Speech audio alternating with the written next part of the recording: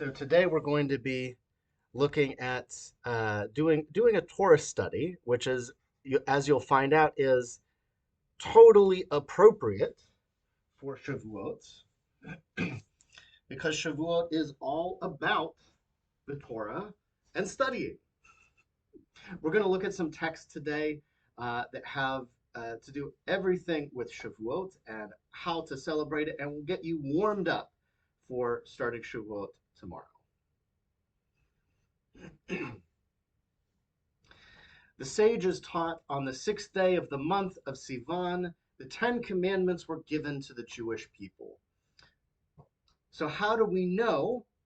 How do we have this association between Shavuot, which was originally a harvest festival, and receiving the Torah, Matan Torah, as we call it? Where does this connection come from? This connection comes from right here in the Talmud, where we find out from the sages what it was, the exact date that the Torah was received. You all know the great big revelation of the Torah, God on Mount Sinai. We're going to take a look at that in just a moment. When did that happen? It's tomorrow, or at least tomorrow is the anniversary.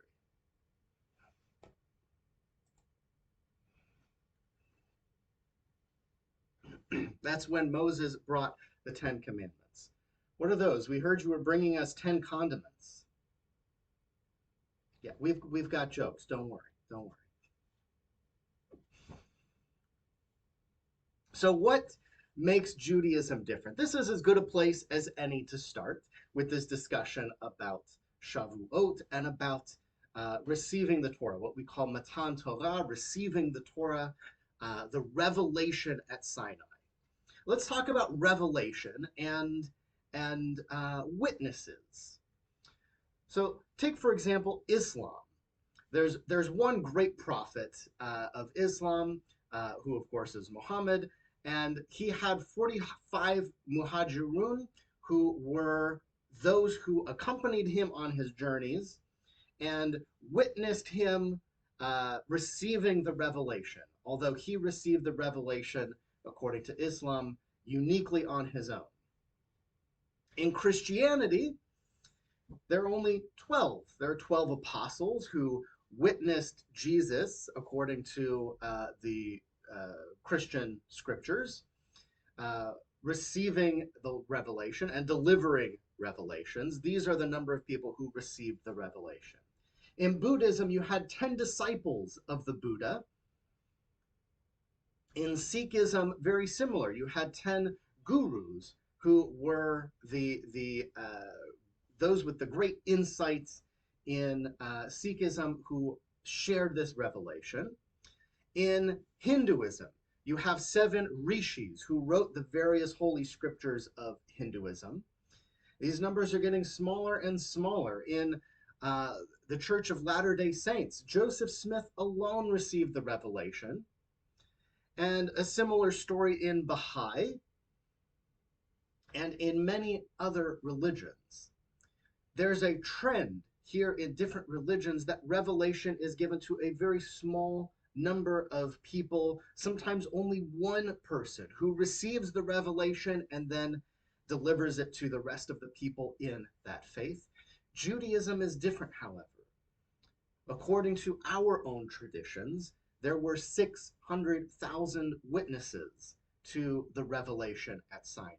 600,000 souls who personally heard the voice of God delivering the first of the commandments. That doesn't even include women, children, or the elderly, who were not counted in that 600,000.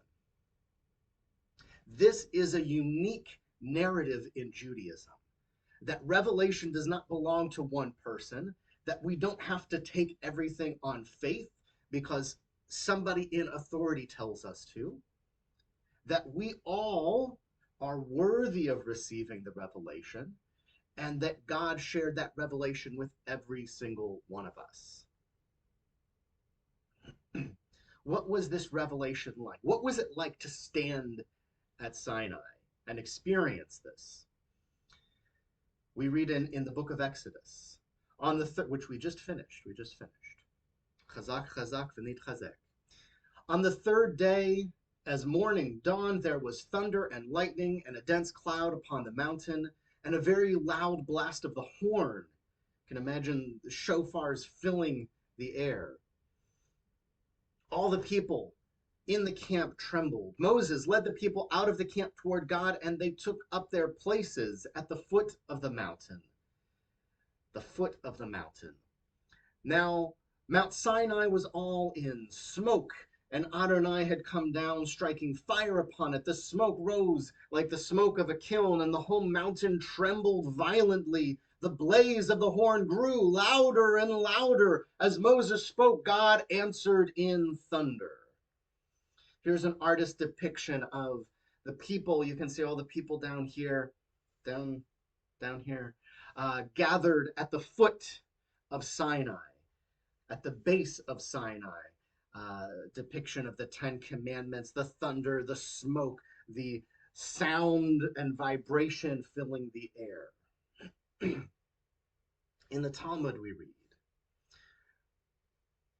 Rabbi Avdimi Bar Chama Bar Chasa said, the Jewish people stood not truly at the foot of the mountain, Tachat, is where he's getting this, the foot of the mountain, at the base of the mountain, but the verse teaches that the Holy One of Blessing overturned the mountain above them like a cistern and said to them, if you accept the Torah, excellent. If not, that will be your grave. You see, I've got jokes, Talmud's got jokes. We've got jokes. That's a little bit of a impromptu. I imagine Rabbi Avdimi adding in these sound effects in the scribe. I'm going to skip that part. That's straight out of the Talmud. There's this story in the Talmud that God lifts up the mountain, holds it over the Jewish people, and says, okay, if you want to accept the Torah, great. If not, we'll just put this down right here, and we'll find somebody else. The truth is that God was not looking for another people to receive the Torah after God came to us. It was for the following reason, that the ancient nations of the world were asked to accept the Torah in order that they should have no excuse for saying, had we been asked, we would have accepted it. For behold, they were asked, and they refused to accept it. For it is said, the Lord came from Sinai. If it's from Sinai to where? To the whole world. God came to the children of Esau the wicked and said to them, will you accept the Torah? They said to him, what's written in it? Okay. God says, I've got this Torah. I've got this contract. I'll be your God. You'll be my people. It's going to be a great marriage. We're going to put this together. First went to the children of Esau. Said, okay, are you in? They said, well, hold on. Let me see what's in the contract first. What's in this Torah you've got to offer us? God said, you shall not murder. They said to him, that's the very heritage our father left us with. By the sword you shall live. We have to be able to, go out and defend ourselves, or maybe even not defend ourselves, but go out and, kill if we need to. And that's how we make our living. We go out, we're brigands. We go out, we're mercenaries. We kill people. That's part of what we do, part of our heritage. So then God went to the children of Ammon and Moab. He said to them, will you accept the Torah? They said to him, well, what's written in it? He said to them, you shall not commit adultery. However, they said to him that they were, all of them, the children of adulterers. As it said, the daughters of Lot came to be with child by their father. This is a passage from the Torah. They said, we can't give up adultery. This whole exclusive marriage thing might be fine for some people, but that's just not what we're about. Then God went to the children of Ishmael. He said, will you accept the Torah? They said to him, what's written in it? He said to them, you shall not steal. They said to him, that very blessing that's been pronounced upon our father was, he shall be a wild ass, his hand against everyone. That, this is, again, we make our living by going out and raiding, that this is part of our culture, our heritage, that, if you don't want someone to steal from you, you've got to defend it. But when he came to the Israelites, they all opened their mouths and said, all that Adonai has spoken, we will do and obey. Na'aseh v'nishma. The order of the words in this verse, that's Exodus 24:7, are of tremendous significance. Not only did the Israelites, our ancestors, accept the Torah, but they accepted it sight unseen. They said, Na'aseh v'nishma. We will do whatever it says. We don't care what's in there. God, you are awesome. God is awesome. Be a great bumper sticker. See, I've got jokes. Talmud's got jokes. We've got jokes. God is awesome. And we don't even need to know what's in this Torah. If it's coming from you, we know it's going to be amazing. Just give us the Torah. We accept it. And now we're going to listen and see what's in it. We will do and we will listen. Na'aseh v'nishma.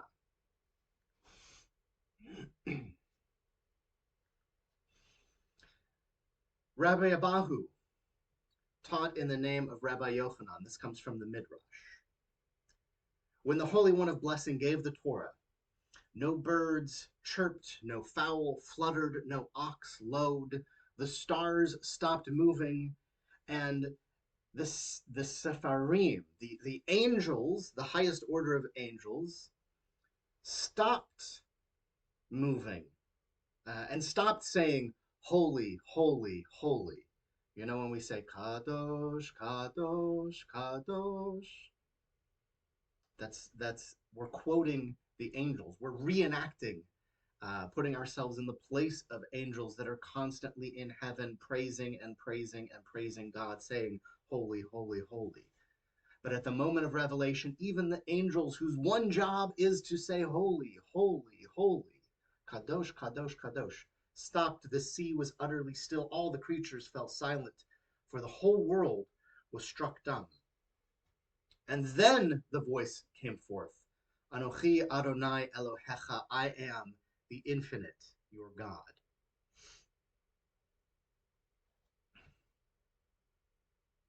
The idea that the revelation affected not just the Jewish people gathered in the wilderness, and by the way, why in the wilderness? So that it would be open to anyone. You know, why do we have Washington, D.C.? The whole idea, without getting into, contemporary politics, the idea originally behind Washington, D.C. was that it would not be part of any state, so that it would be neutral ground for everyone. Of course, there have been some changes in the past 200 years. Like I said, I don't want to get into politics.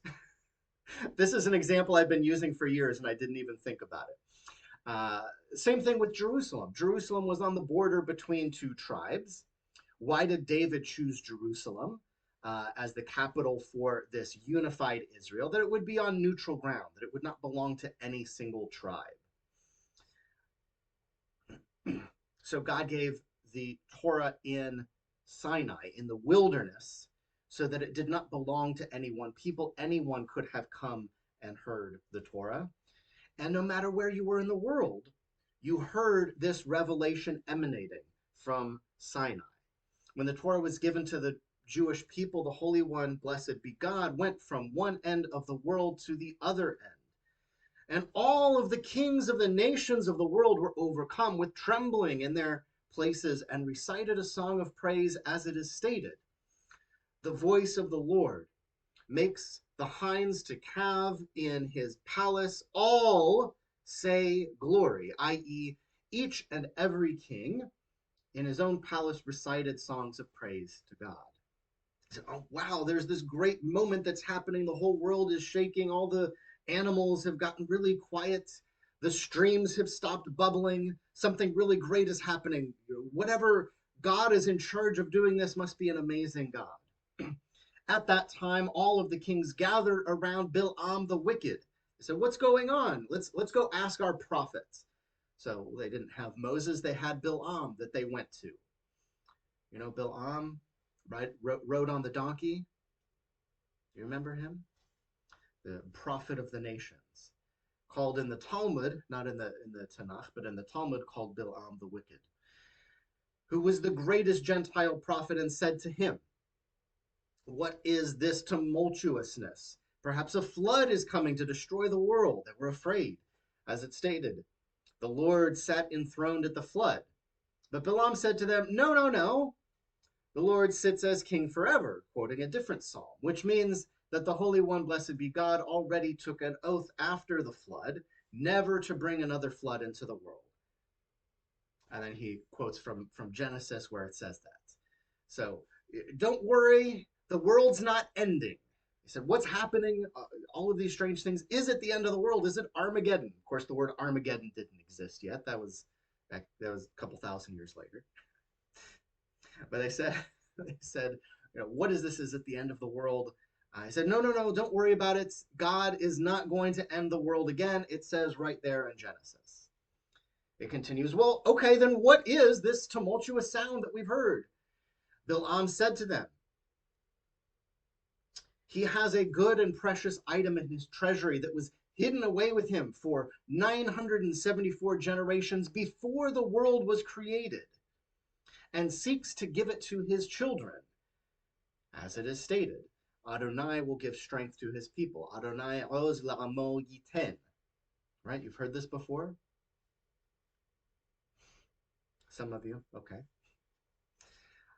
Adonai oz la'amo yiten, Adonai varech et amo v'shalom. Okay, a little bit familiar. It's like in the back of your head, you're like, I've heard that before.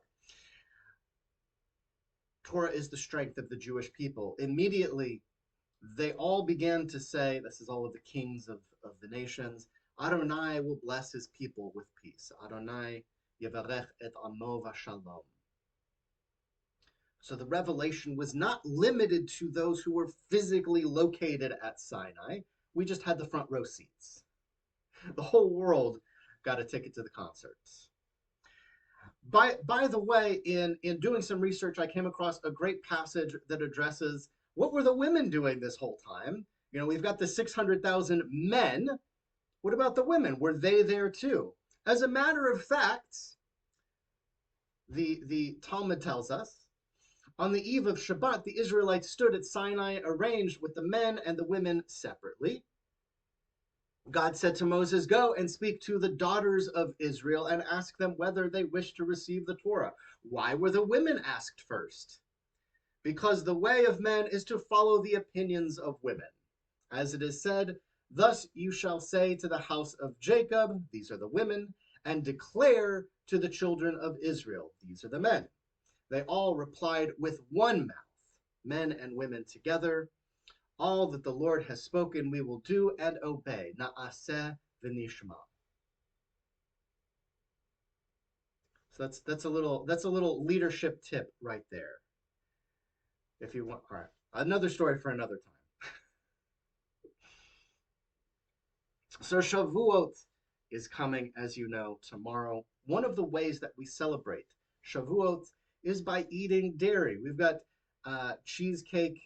Doesn't this look like an amazing cheesecake? I completely ripped this off of somebody's food blog. I hope they don't mind. I thought it was an amazing picture. And if you're interested, I'll send you the link and they'll get the traffic. Doesn't it look good though? I would eat a piece of that cheesecake.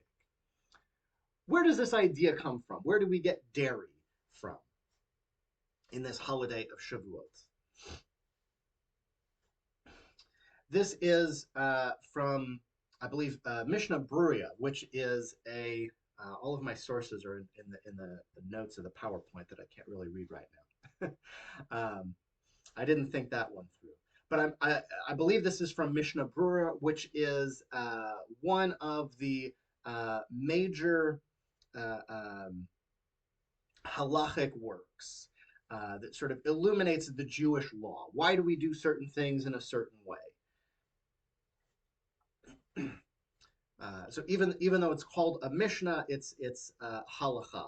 It follows Jewish law. So why dairy? It says This is like the two foods that are given on the evening of Pesach, a reminder of the Korban Pesach, the Passover offering. So too, we eat dairy. What do we eat on Passover? We eat meat because it reminds us of the meat offering that we would have. On Shavuot, we eat dairy followed by a meat food, and we bring with them 2 loaves in the table in place of the Mizbeach, the altar. And thus there will be a reminder that the 2 loaves were brought on the day of Bikurim. So in the ancient world, when the temple stood on Shavuot, which was one of the 3 major festivals, the Shalosh Regalim, the 3 pilgrimages during the year where everyone in the land of Israel would gather together and go into Jerusalem and make offerings at the temple, on Shavuot, we're told we're to give 2 offerings of bread, 2 meals. An offering of bread is considered a meal. 2 meals. And if you're going to have 2 meals, well, one of them is going to be an offering of meat, but the first one is going to be an offering of dairy. So the idea being, Passover is meat, Shavuot is dairy, so we have this recollection of the temple offerings. That's why we eat meat on Passover. That's why we eat dairy on Shavuot. That's one reason. It's not the only reason. In Song of Songs, which is, of course, from the Tanakh, from the writings. From the writings, we read, "Sweetness drops from your lips, O bride." The bride in this passage is thought to be the Torah. "Honey and milk are under your tongue." So the Torah is represented by milk and honey. You've heard the land of milk and honey. There you go. We've got the Torah full of milk and honey.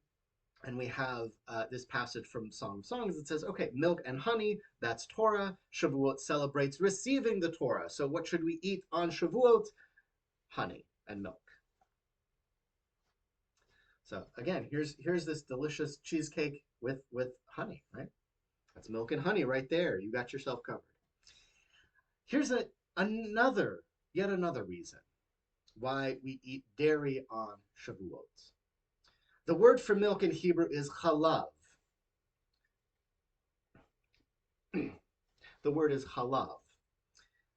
Now, if we break this down into numerology, into gematria, which is an ancient Jewish practice, this goes back, way before the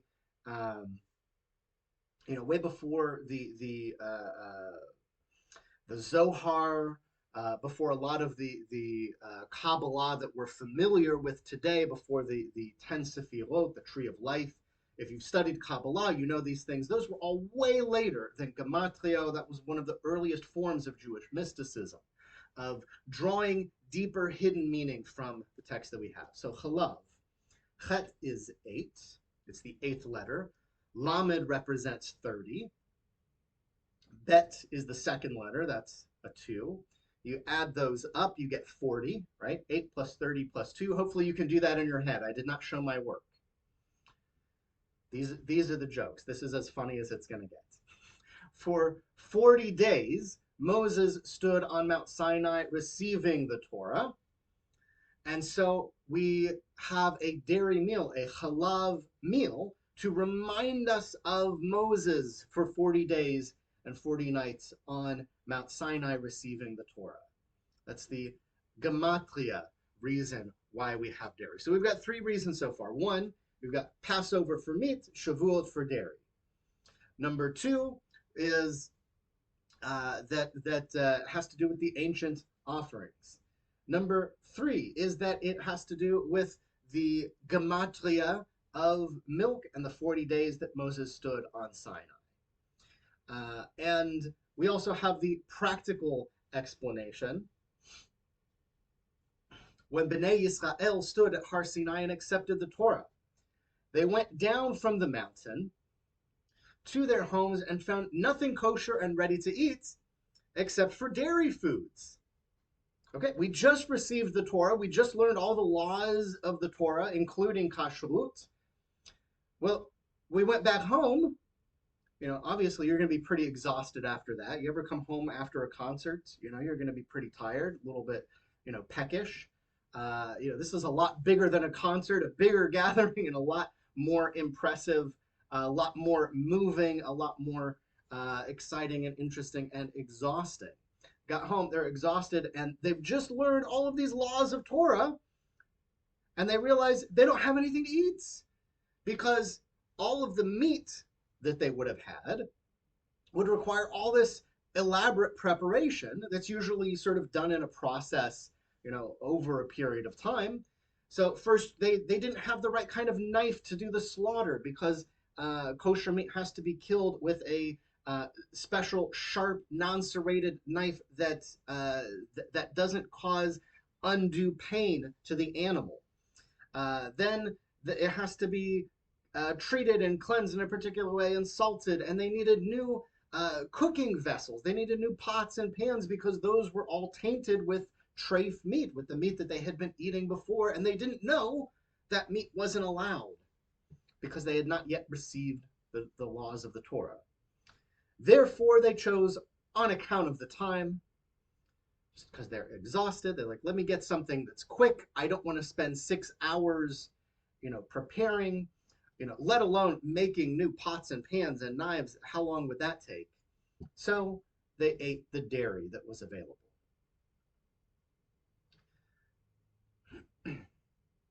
Why do we study all night? So this is the second major tradition of Shavuot. One is to eat dairy foods, and especially sweet dairy foods. We've got the land of milk and honey.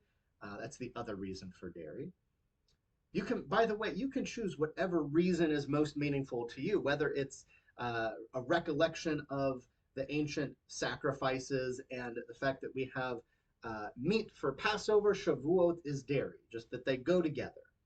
Whether it is because we're celebrating the milk and honey, the sweetness of the Torah, whether it's because you're remembering in the ancient times of receiving Torah, which we are reenacting every Shavuot. We reenact this moment of receiving the Torah,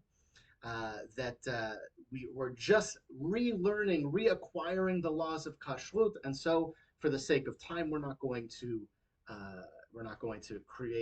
cook a meat meal. But we do have lots of great dairy treats. Cheesecake and blintzes are sort of like iconic, but of course it can be anything you want. Iconic to me, at least. I don't know. We'll have to talk in a moment. You can tell me what dairy foods are typical in your home on Shavuot. The second major tradition of Shavuot is to study all night. And by the way, tomorrow evening, starting at 6 p.m., you can join together with me and with rabbis from all over the country. If you check your email, you can see a map. It is literally coast to coast. It's all four corners of the country coming together to teach a Pan-American, right? Pan-American, coast to coast, all-night study session. It's going to be a lot of fun, whether you want to learn about Kabbalah and Star Wars, whether you want to learn about heaven and hell in Judaism, whether you want to learn about any number of topics. Check your email, click the link to register, and you'll be able to see all of the courses. I couldn't possibly list them all. It's not just one course for each hour of the night. There actually, most hours you'll have multiple options of what you would like to study. You can pick what you're most interested in. It's free. This should be costing, this should be a convention that costs hundreds of dollars. You're learning from all of these dozens of rabbis all over the country, but it's free. All you have to do is sign up. That'll be starting at 6 p.m. tomorrow at 7 o'clock. I hope that you'll be interested enough to join me in my class at 7 o'clock. We'll do a candle lighting and a little bit of Torah study. And I hope that you'll stick around with me and with other rabbis and other congregations, other small congregations all over the country, all night until the morning. And you'll join me again for our 10:30 service for Yizkor on Monday morning. But why do we do that? You know that that's the tradition. We've got milk and honey. We've got studying all night. Why do we study all night? The Holy One of Blessing arrived early to Mount Sinai. as it is stated. It came to pass on the third day. On the third day is interpreted at the beginning of the third day, when it was morning. This is like a king who decreed, okay, on such and such a day, I'm going to, excuse me, I'm going to enter the province. But the people of the province slept through the night so that when the king arrived, they were all still asleep. And so he got his trumpeters, the shofars, remember the sound of the shofars at Sinai? He got his trumpets and horns to get them up. The king arrives in town, looks around, where is everybody? They're asleep. All right, get on the trumpets, wake them all up. We're doing this now. They should have been ready for me. They should have been ready. The reasoning according, that's from the Midrash, Shir HaShirim. What does that mean for us today? Luckily, we have, again, from Mishnah Brura, an explanation that really spells it out for us. The reason, according to Magen Avraham, is simply because Israel slept all night when they were supposed to be ready to receive the Torah. And the Holy One of Blessing, that's missing a bracket somewhere, I don't know. The Holy One of Blessing had to rouse them in order to receive the Torah. Therefore, we now stay up all night on Shavuot as a tikkun, as a correction or a repair. Basically, because our ancestors slept in, we stay up all night to make up for what they did. See, I've got jokes. Mr. Brewer's got jokes. We've got jokes. It's not the only reason, though. Rabbi Shimon was studying the Torah. This is from the Zohar. Rabbi Shimon was sitting and studying the Torah on the night when the bride, Malchut, unites with her husband.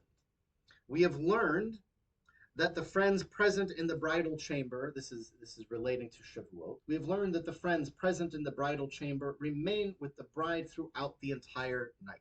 So there's a custom when you're getting married, the bride and all of the bride's attendants stay with her through the night. Comfort, to celebrate, it's a big moment, you know. You wouldn't want to be all by yourself before the night of your wedding.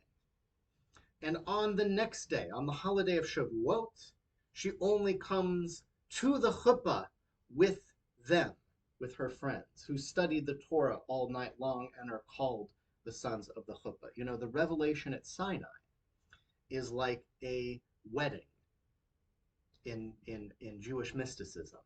That this is when a groom and a bride, God and the people of Israel, came together and formed a covenant, a sacred relationship. That's what a marriage is. A sacred relationship that we came together and we signed our ketubah. That ketubah is the Torah. And in recognition of this, this marriage between God and the Jewish people, we stay up all night long and study with the bride so that we can accompany the bride in the morning, so that we can accompany the bride to the chuppah, the marriage canopy. And as she approaches the chuppah, the Creator asks about them, those who studied all night.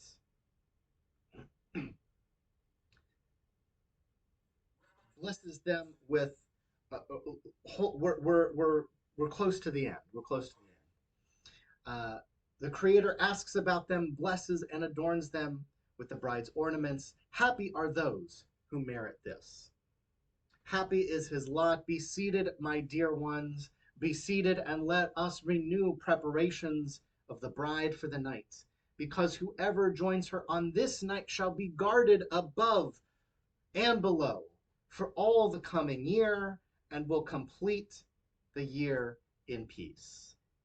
So this is from the Zohar and Jewish mysticism. If you stay up all night and study with the Torah bride, then you will be accompanied in the morning to this revelation of God, and you will be protected in all of the coming year from any sort of mystical harm to your spirits. That this is a way of investing your time and your energy into the future and the celebration of this sacred relationship between ourselves and God. this is my personal favorite reason why we stay and study all night. Again, as I mentioned, tomorrow night you'll have that opportunity to stay up all night and study. You're going to learn a lot. If you didn't already figure out from the topics that I tossed out to you, it's going to be a lot of fun. This is not going to be sitting, in the back of the classroom of your least favorite course. You're going to learn a lot. It's going to be a really incredible experience. I hope everyone is able to join, at least for part of the night. You can come to as many or as few classes as you want. I hope you'll at least join me at 7 o'clock. Check your email again for the registration, for the links and all of that information, all the way through the morning.